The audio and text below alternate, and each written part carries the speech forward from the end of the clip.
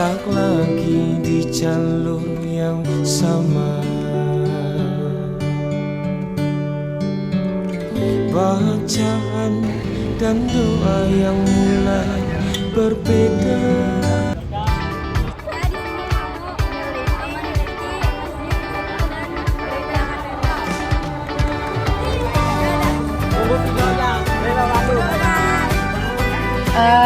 Assalamualaikum warahmatullahi wabarakatuh. Shalom semuanya di sini. Kami bersama Bapak siapa? Saya dengan Hans.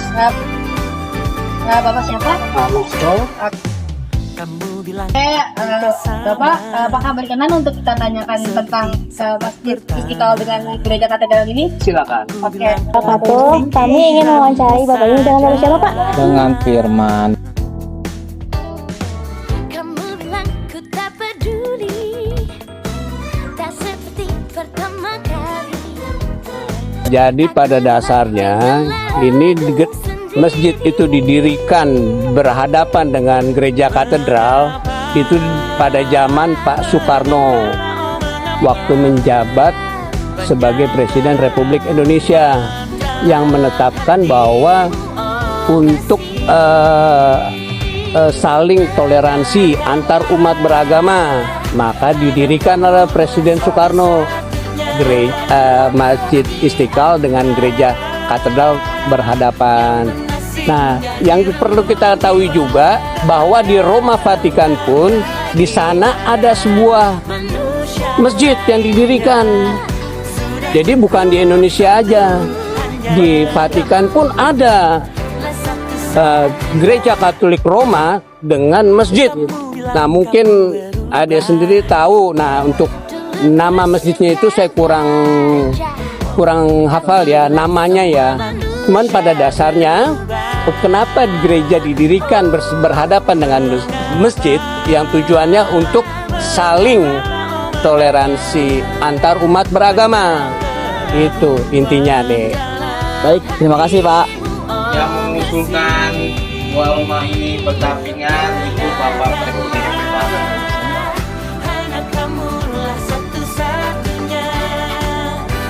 Katedral ya. Kenapa gereja katedral ini begitu terkenal? Sebenarnya bukan terkenal, tapi ini gereja tertua juga di Jakarta ya, di Jakarta.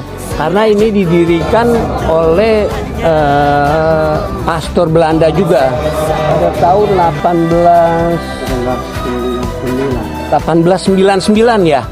Dan ini salah satu juga pagar budaya, atau bisa dikatakan gereja yang tertua ya di Jakarta ya, di Jakarta. Nah, kenapa dia begitu terkenal? Karena dia punya bangunannya juga. Bangunannya itu seperti kayak kastil-kastil, kayak kerajaan zaman dulu.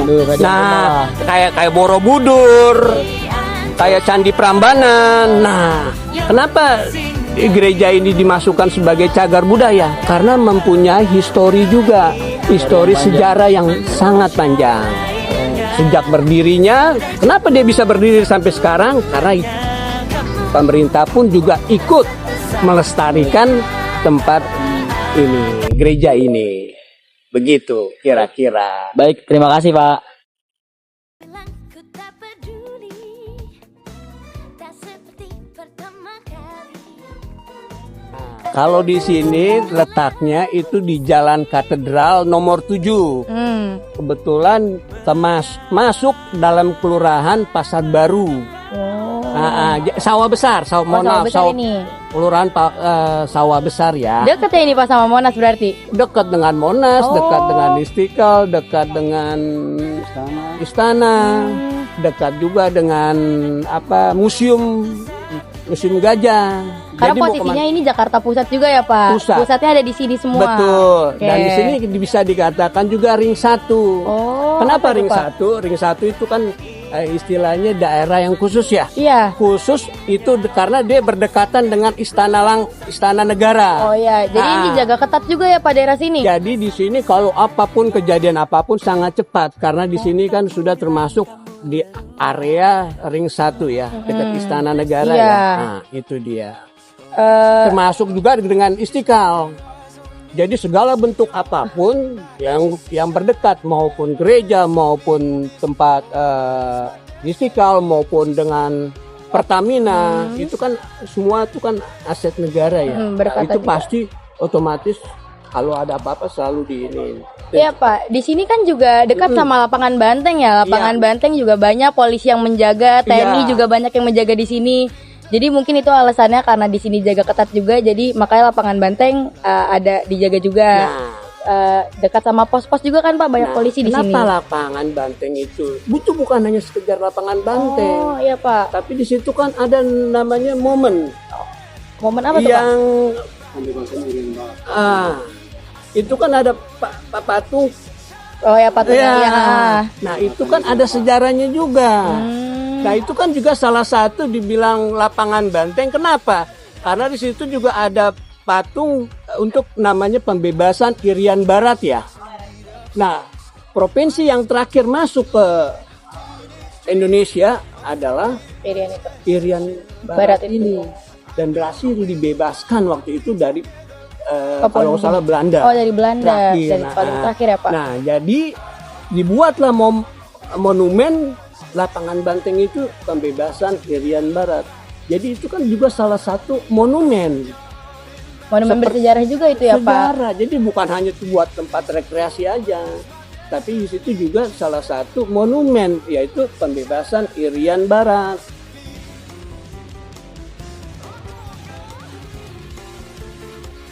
Ya, masjid ini mengikuti atau ingin berdampingan dengan gereja karena dibangun terlebih dahulu gereja katedral, baru Istiqlal.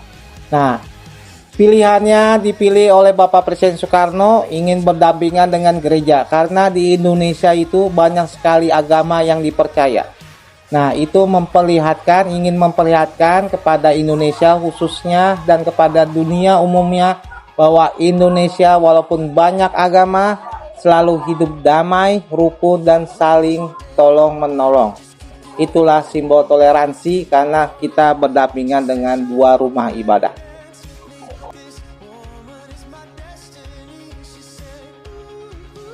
Terowongan saat ini belum dibuka buat umum karena masih dibuat aturannya sama Pemda DKI. Tapi sudah diresmikan sama Bapak Prabowo, tapi belum dibuka buat umum. Kira-kira dibukanya tuh kapan Pak?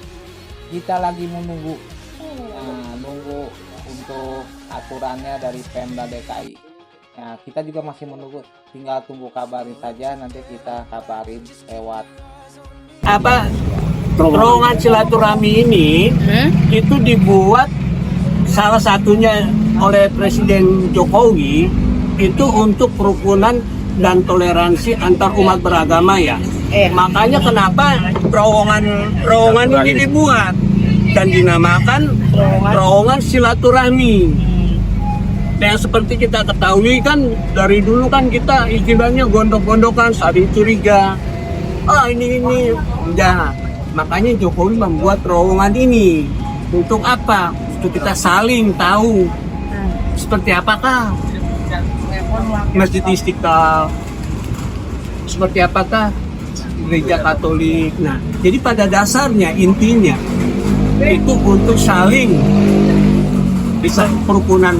Tujuan utama Jokowi ya kerukunan antar umat beragama, biar kita tidak saling menghujat, merasa paling benar atau bagaimana ya, tapi untuk saling menghormati satu sama lain. Itu intinya. Dan pada saat ini terowongan ini tidak dibuka secara khusus untuk umum. Satu, kenapa bukan secara khusus umum? Kadang-kadang ada namanya dari tamu negara yang ingin berkunjung, seperti yang kayak kemarin dari Jerman. Dia datang mengunjungi gereja Masjid Istiqlal dan pengen juga melihat gereja Katolik. Nah, maka dipergunakanlah terowongan silaturahmi ini untuk melihat.